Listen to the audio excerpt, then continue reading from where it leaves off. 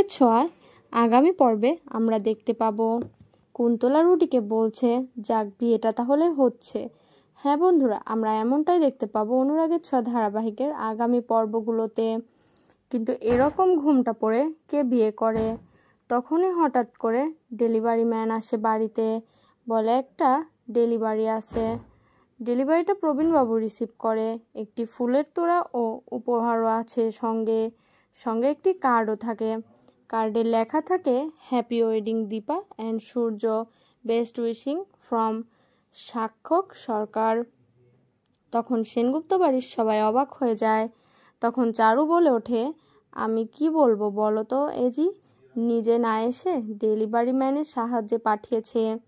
এই কথা শুনে রুডি ও উর্মি চমকে যায়। কিন্তু তাও তোমাদের বিয়েতে এলো না কেন? কথা শোনে না আমার, এই কথা বলে হেসে চারু দীপাকে জড়িয়ে ধরে। এই দৃশ্য দেখে উর্মি, কুন্তলা এবং রুডি চমকে যায়। তো বন্ধুরা, তোমরা এমনটাই দেখতে চাও তো অনুরাগের ছোঁয়া ধারাবাহিকের আগামী পর্বগুলোতে? যদি ভালো লেগে থাকে অবশ্যই কমেন্ট করতে ভুলবে না।